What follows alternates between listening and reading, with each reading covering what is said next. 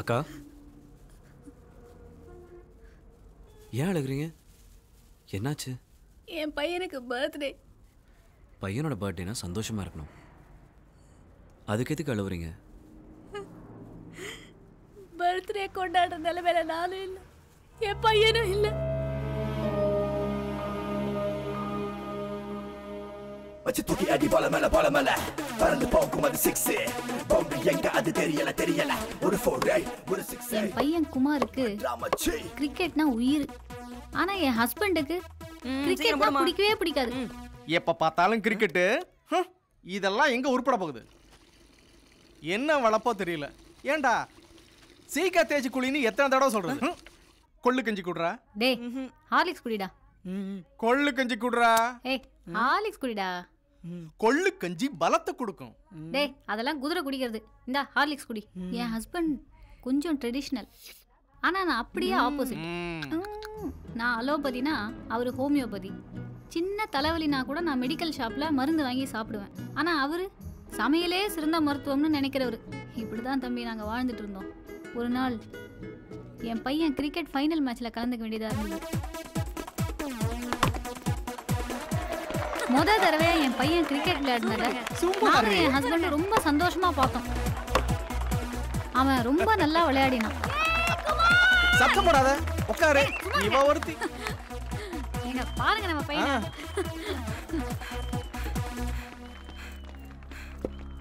நீங்க அவனை பாருங்க. கொஞ்ச நேரம் கழிச்சு பார்த்தா அவன் டயர்டான மாதிரி தோணுச்சு. அதோட அவன் விளையாடினது போதும்னு நினைச்சேன். ஆனா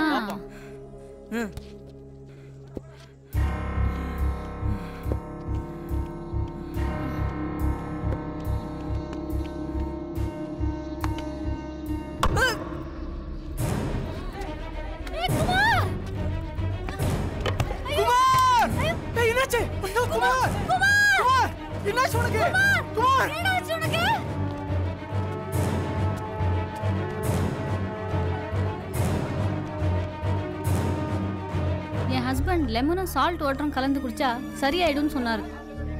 ஆனா அவர் சொன்னதை கூட கேட்காம பையனை தூக்கிட்டு ஹாஸ்பிட்டலுக்கு ஓடினேன். பயப்படுற மாதிரி ஒண்ணுமே இல்லம்மா, சாதாரண மயக்கம் தான். நீங்க தண்ணியில கொஞ்சம் லெமன் அண்ட் சால்ட் கலந்து கொடுத்துருந்தீங்கன்னா சரியா இருந்திருக்கும். பையன் ரொம்ப அனிமிக்கா இருக்கான். நான் சில சிரப்ஸ் அண்ட் விட்டமின்ஸ் எழுதி தரேன். சாப்பாடுல கொஞ்சம் ஃப்ரூட்ஸ் அண்ட் வெஜிடபிள்ஸ் ஆட் பண்ணிக்காங்க. He should be okay. சரிங்க டாக்டர். நர்ஸ்,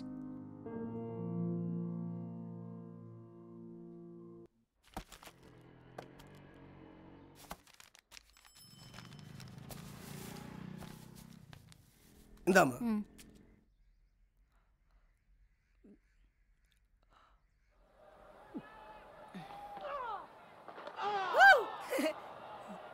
மா என்னடா? மா முட்டி வலியுதுமா. அம்மா அம்மா முட்டி வலியுதுமா. இருடா வரேன். அம்மா அம்மா இங்க வாமா. வரேன்டா. அம்மா என்னாச்சு இவனுக்கு? என்னடா? ஏய் குமார் குமார் என்னாச்சு உனக்கு? குமார் ஏய் குமார் என்னாச்சு உனக்கு? என்னடா கொஞ்சம் வாங்க. குமார் குமார் அம்மாச்சி ஏங்க சீக்கிரம் வாங்க. என்னாச்சு? டேய் குமார், டேய் குமார், என்னாச்சு? என்னன்னு பாருங்க. டேய் என்னமாச்சு? தெரியலங்க. டாக்டர் டேய் குமார், டேய் குமார், என்னாச்சு? குமார், கண்ணு பாரு. குமார் குமார், கண்ணு பாரு. என்னாச்சு உனக்கு? குமார் குமார், ஏய் என்னாச்சுங்க?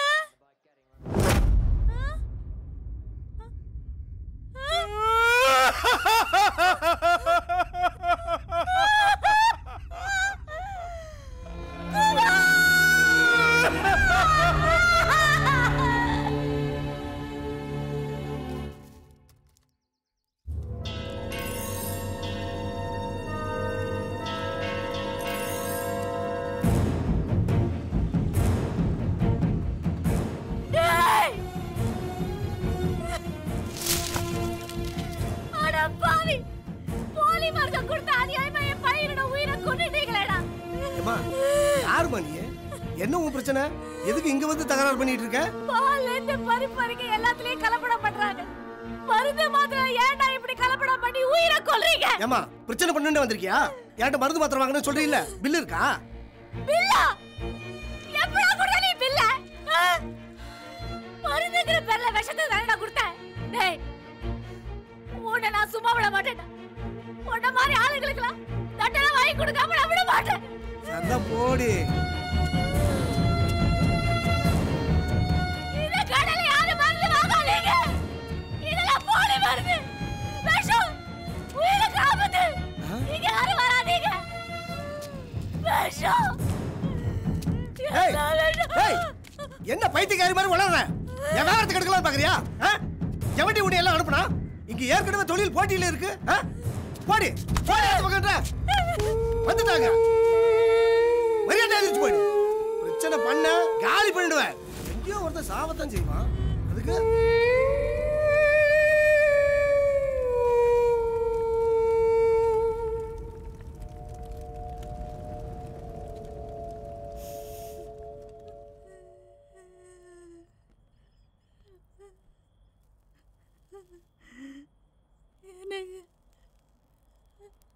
பேசாத, என்கிட்ட பேசாத. பையனை கொன்னது யாரும் இல்லை, நீதான கொன்ன. இல்லைங்க, அத மருந்து கடைக்கார. மருந்து கடைக்கார அப்புறம் தானே வந்தான். அதுக்கு முன்னால வெறும் மயக்கம் தானே. லெமனும் சால்ட்டும் கொடுத்தா சரியாருன்னு சொன்னேன். நீ கேட்கல. எனக்கு கொல்லி போடுவான்னு நினைச்சேன். அவனுக்கு கொல்லி போட்டுட்டு வந்து நிக்கிறேன். அவனுக்கு கொஞ்சம் தீக்காயப்பட்டா கூட என்னால தாங்க முடியாது. ஆனா இப்ப முழு உடம்ப எரிச்சு சாம்பலாகிட்டு வந்திருக்கு. என்ன தொடாத, என்கிட்ட பேசாத. உன்னை பார்க்கும் போதெல்லாம் என் மகனை கொன்னவங்கிற அந்த கோபம் தான் வருது.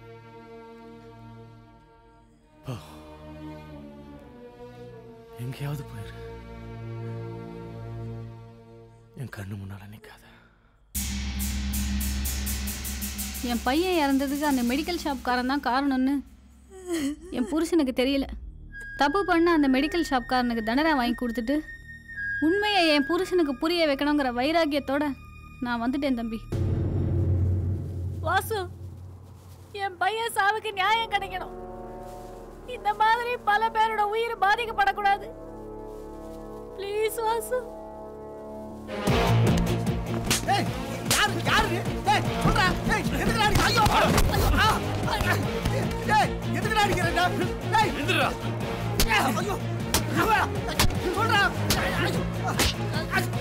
ஏய் எதுக்குடா அடிக்கிற? ஐயோ ஒரு உயிரை கொன்னா உன்னை சும்மா விடுவாங்களா?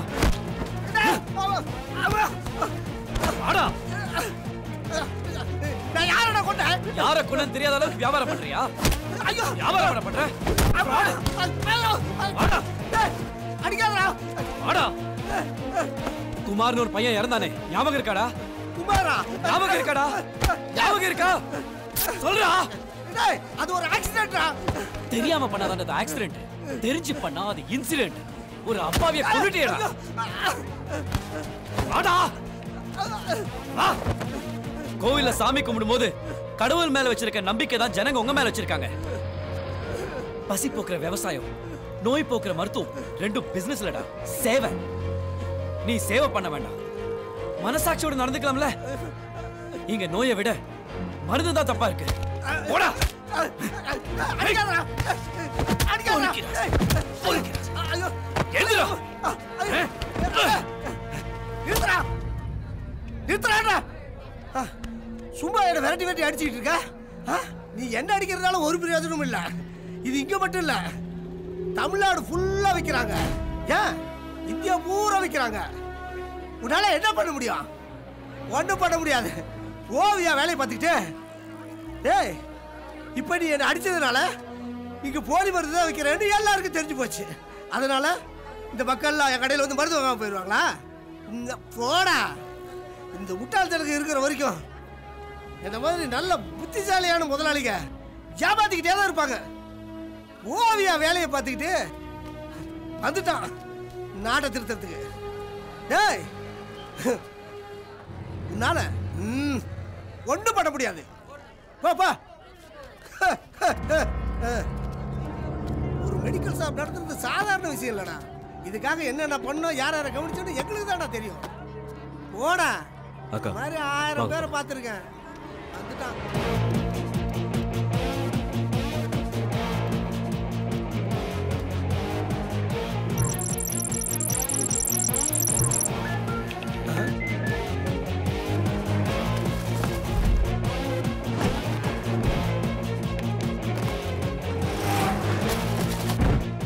நம்ம கடையில் உள்ளது எல்லாமே போலி தானப்பா? அண்ணே, போலி மருந்தெல்லாம் டெஸ்ட்ராய் பண்ண சொல்லி மெசேஜ் வந்திருக்குண்ணே.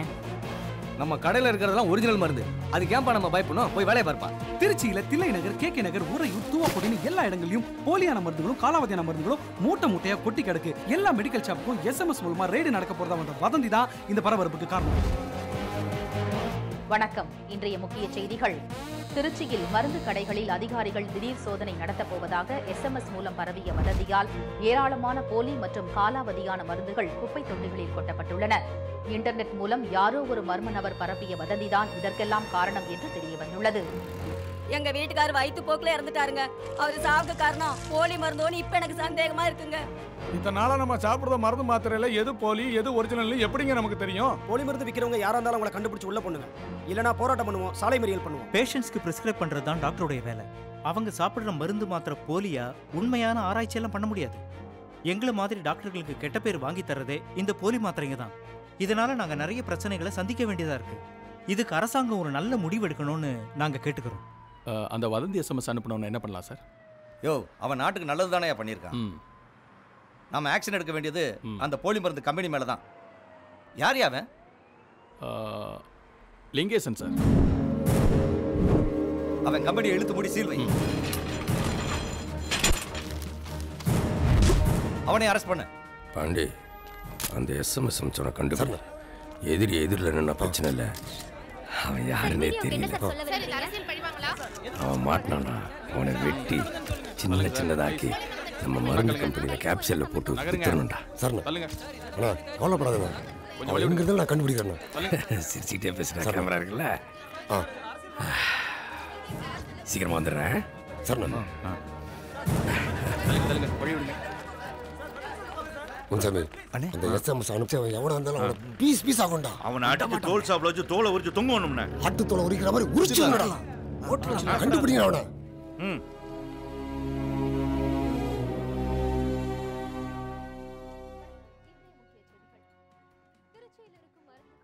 சார் வணக்கம். நீங்க நான் யாருங்கிறது முக்கியம் இல்லை. இப்போ அது புரியுதா? உங்க பையன் சாவு காரணம் உங்க மனைவி இல்லை. புரியுது சார். இப்ப புரிஞ்சுக்கிட்டேன் சார். நல்லா புரிஞ்சுக்கிட்டேன் சார். நான் வாங்கக்கா.